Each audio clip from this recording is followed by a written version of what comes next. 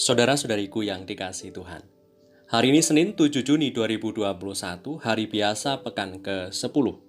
Menu sabda kita dari Injil Yesus Kristus menurut Matius bab 5 ayat 1 sampai 12.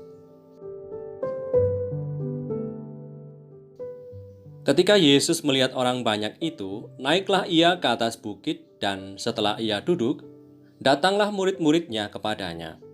Maka Yesus pun mulai berbicara dan mengajar mereka, katanya, "Berbahagialah orang yang miskin di hadapan Allah, karena merekalah yang empunya kerajaan surga.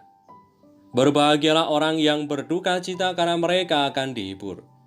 Berbahagialah orang yang lemah lembut, karena mereka akan memiliki bumi. Berbahagialah orang yang lapar dan haus akan kebenaran, karena mereka akan dipuaskan. Berbahagialah orang yang murah hatinya, karena mereka akan beroleh kemurahan. Berbahagialah orang yang suci hatinya, karena mereka akan melihat Allah. Berbahagialah orang yang membawa damai, karena mereka akan disebut anak-anak Allah.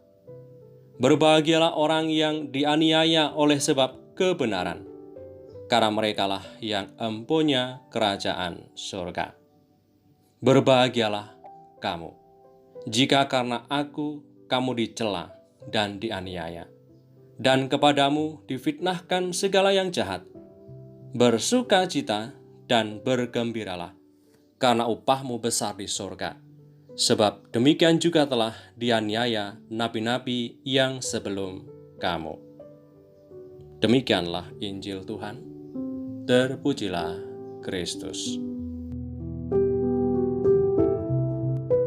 Saudari-saudaraku yang terberkati, seorang pelukis wajah membutuhkan keahlian khusus karena harus paham sungguh kekhasan wajah orang tertentu yang akan dilukisnya. Dan banyak orang menyukai lukisan wajah dan menyimpannya dengan baik di bingkai dan dipajang di dinding rumahnya. Dan menurut saya, ada keindahan yang khas, yang unik bila melihat lukisan wajah seseorang dibandingkan dengan mencetak foto biasa. Nah, di saat Tuhan Yesus berbicara tentang sabda bahagia, sebenarnya ia sedang melukiskan gambaran dirinya kepada para muridnya. Tuhan Yesus menampilkan dirinya dalam kemiskinan dan kesederhanaan, jauh dari glamor kekayaan, kepunyaan. Hidupnya sungguh bergantung pada Allah dalam segala hal. Ia lemah lembut dan rendah hati, menyelamatkan banyak jiwa dengan merendahkan diri, berkenan menjadi korban tebusan kita semua. Ia berduka cita karena kehendak Allah belum terjadi di bumi seperti di surga. Ia lapar dan dahaga akan segala yang benar dan mengharapkan agar banyak orang mencintai dan memperjuangkan kebenaran. Bahkan Tuhan Yesus bersedia memberikan diri sebagai korban demi kebenaran itu terjadi. Ia penuh belas kasih bagi mereka yang redam hatinya karena dikhianati, terluka, dan bagi mereka yang berdosa. Tuhan selalu memperjuangkan damai sejahtera untuk dunia dan kita semua para pengikutnya. Saudari-saudaraku yang terberkati, Tuhan Yesus telah melukiskan dirinya dalam sabda bahagia itu. Ia pun ingin agar gambaran itu juga menjadi gambaran kita murid-muridnya.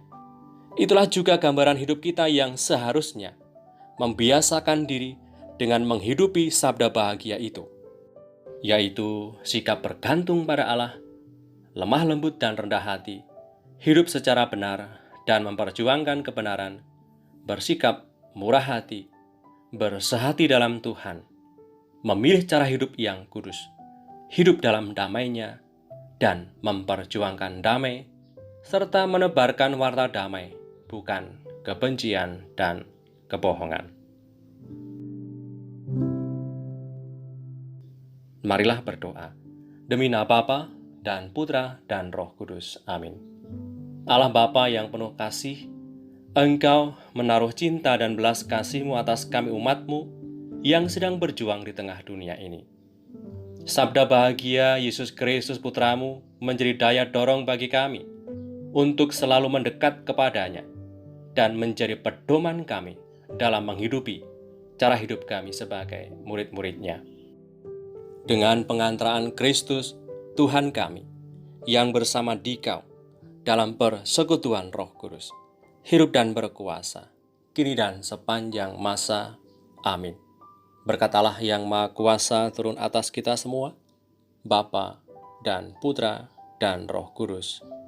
Amin.